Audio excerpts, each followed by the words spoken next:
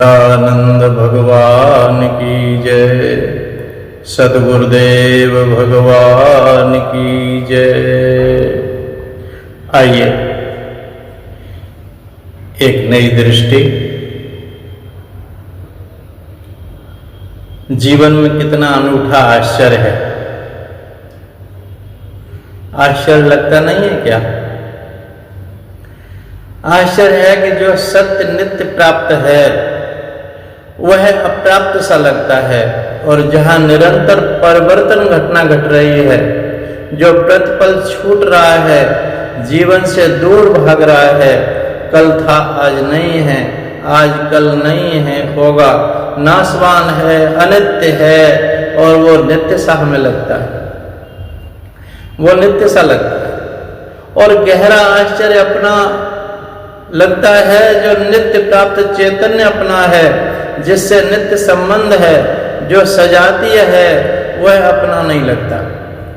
सद्गुरु जो नित्य प्राप्त सत्य का बोध कराते हैं, समझाते हैं कि अस्तित्व आपका अपना है, आप और अस्तित्व एक जाति के हैं, तुम दोनों का अभिन्न संबंध है, फिर भी बोध की किरणें अंतस को आलोकित नहीं कर पाती, और जरा सी असावधानी में संसार के आकर्षण अपनी तरफ खींचते रहते हैं।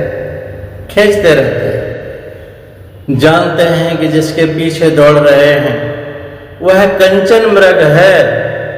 सीता जी कहती हैं कि महामानव मुझे स्वर्ण मृग का चर्म चाहिए।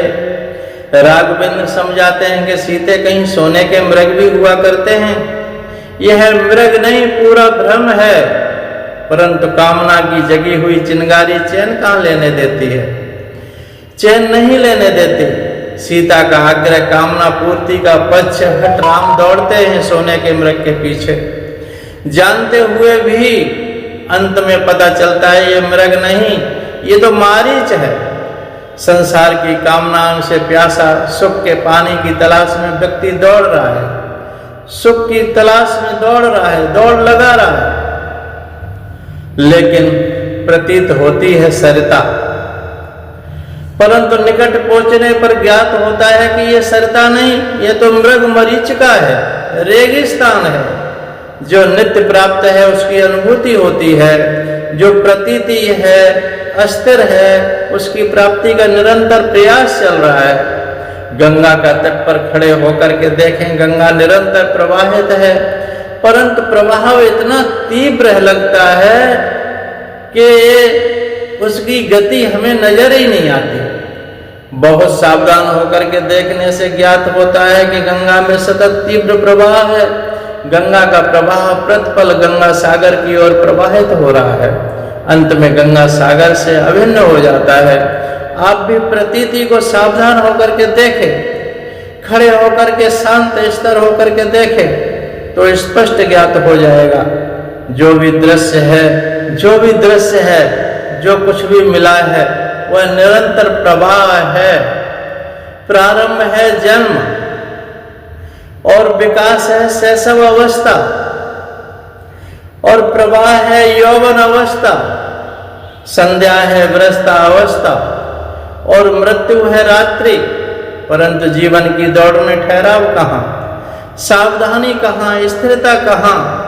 जो अपने चारों ओर के खिलते मुस्कुराते उगते मिटते संसार को उपलब्ध नहीं होता, और उपलब्ध भी होता है तो बहुत थोड़े समय को पुनः वह पक्ष आ जाता है। प्रकृति के प्रभाव विनाश का कोई चिन्ह दृष्टिगोचर भी होता है तो उसे हम देखना भी नहीं चाहते, उसे अपशकुन कहकर उस पर पर्दा डाल देते हैं।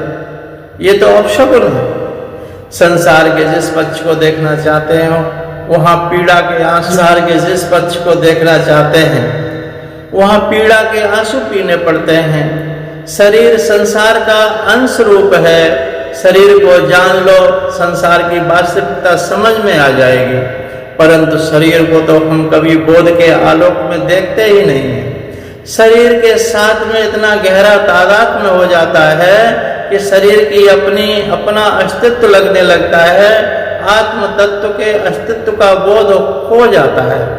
जीवन का झर मैं और मेरे की धरा पर गिरने लगता है। मैं सुंदर हूँ, मैं स्त्री पुरुष हूँ, मैं पति पत्नी हूँ, मैं पिता पुत्र हूँ, मैं व्यापारी धनी अधिकारी हूँ, मैं दीनहीन गरीब हूँ, मैं करता हूँ भोक्ता हूँ आदि आदि। मैं को तन के व्यापार से जोड़ दिया।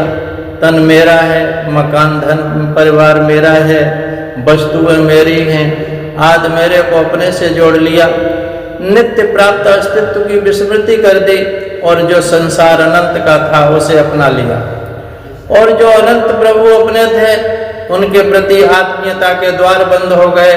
जीवन में अभिप्सा थी नित्य रस की, नित्य आनंद की, उसकी तलाश में संसार में दौड़ पड़े और ऐसा लगा कि संसार मिल जाएगा तो प्यास पूरी हो जाएगी।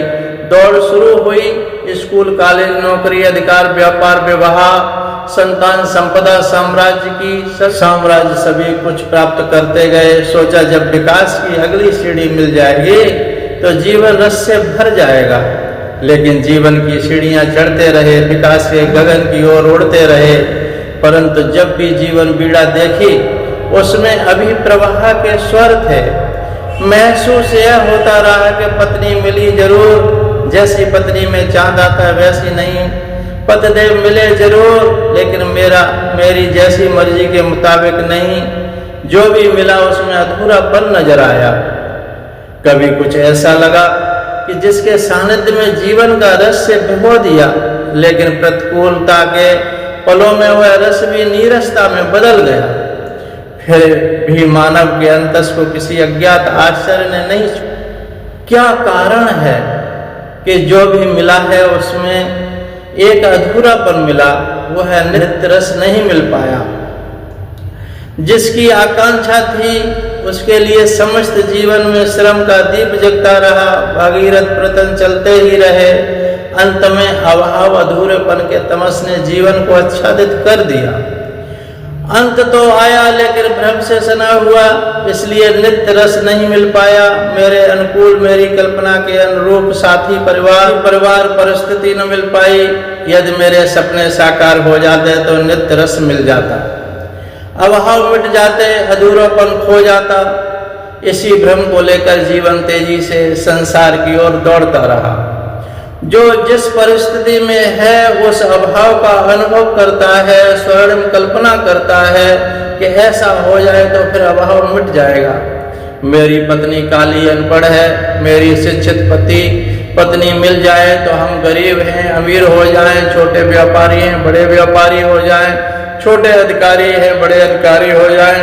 अभी बेटी बेटा हो जाएगा, नौकरी नहीं है तो नौकरी मिल जाए, कम योग्यता ज्यादा योग्यता हो जाए, संसार में नाम रोशन हो जाए।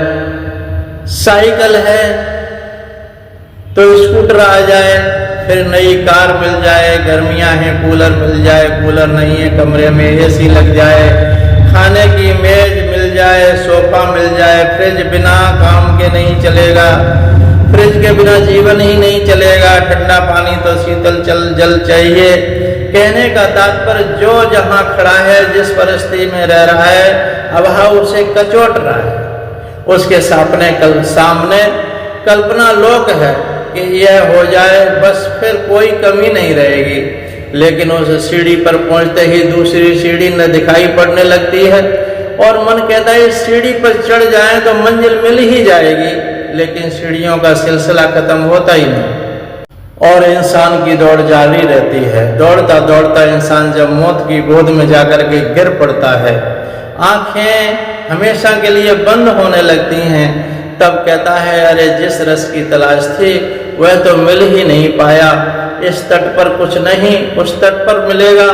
दौड़ते ही रहे, दम तोड़ दिया, संपदा सारी छूट गई, सपने अधूरे रह गए, सब अधूरे रह गए। कभी जीवन में जागृति के क्षण आए तो दिशा बदल ली, वस्त्र नाम रूप सभी में परिवर्तन कर दिया। पहले संसार की तरफ दौड़ रहे थे और संन्यास की दिशा में दौड़ने लगे। आश्रमों के विस्तार, शिष्यों की कतार, प्रवचनों का प्रवाह, अपने नाम का प्रचार। सोचा उधर कुछ नहीं इधर मिल जाएगा। पुनः एक अपने मन का आदर संसार बना लिया। वह संसार तो कभी चोट पहुंचने पर मिट भी जाता। इसका तो नशा बड़ा गहरा है।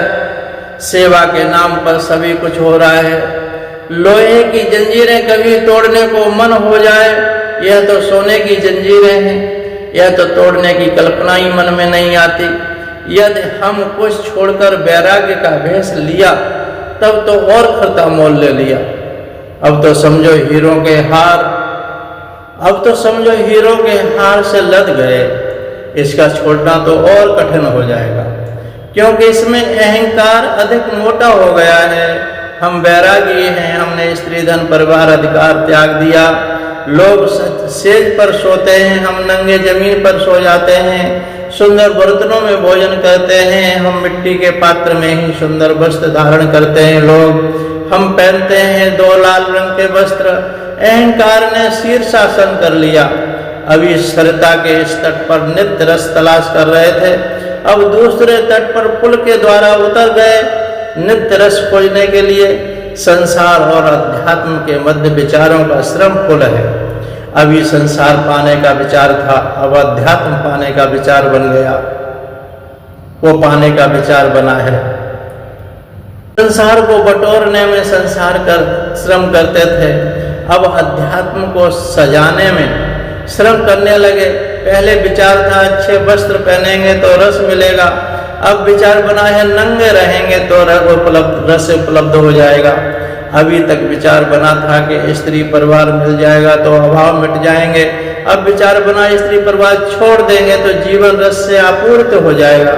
पहले विचार था गृहस्थ का जीवन जिएंगे तो जीवन सुख से व्यतीत होगा, फिर सोचा सन्यासी वैरागी हो जाएंगे तो जीवन आनंद से भर जाएगा। परंतु भूल ही गए कि सरता के तट पर रेत है, चाहे इस तट पर रहे चाहे उस तट पर रहे, रेत तो रहेगा ही रहेगा। गृहस्थ सन्यासी के जीवन में इसकी कल्पना करता है कि सन्यासी गृहस्थ को सुख सुविधाओं से रचा पचा दिखता है। तभी तो आपने देखा होगा गृहस्थ सन्यासी के दर्शनों को जाता है और सन्यासी गृहस्थ की कार में बैठकर उसके घर आता है। अरे जब तुम्हें घर में सुख नहीं दिखा तभी तो घर छोड़ गए, अब घर को क्यों जाते हो? कहीं ना कहीं अज्ञात में वासना छिपी है। कुछ बुद्धिमान सन्यासी हैं जो घर नहीं जाते, वह जानते हैं घर जाएंगे तो फिर दर्शनों को इतनी भीड़ जमा न होगी। गृहस्थी के प्रपंच में सुख कहाँ, आनंद है विराग एकांत प्रिय संत में, और इधर संत इंतजार में रहता है कि कब दर्शन करने वाला आए। जब भीड़ जमा हो जाती है तब निकलते हैं। पहरेदार शिष्य लोगों के आने का संकेत देते रहते हैं। कहीं उच्चाधिकारी बड़ा सेठ आ गया तो जल्दी दर्शन हो जाते हैं, नहीं तो अपनी कामना के गुलाम साधारण स्तर के लोग प्रतीक्षा करते रहते हैं। जीवन भ्रम में पल रहा है। नित्य रस पाने का साधन श्रम समझा गया है। जगत में श्रम सुख सम्मान देता है, लेकिन नित्य रस का साधन श्रम नहीं। अंतर विश्राम है, नित्य योग है, नित्य योग है। सरता के तटों पर दौड़ो, श्रम में श्रमित हो जाओगे और जो श्रम से मिलेगा उसका रस स्थायी न होगा। नित्य रस अंतर सरता से समाहित होने से मिलेगा, अंतर विश्राम से मिलेगा, नित्य योग में मिलेगा, नित्य योग में मिलेगा। हरिओम तत्सत, हरिओम तत्सत, हरिओम तत्सत। सोहम सोहम सोहम।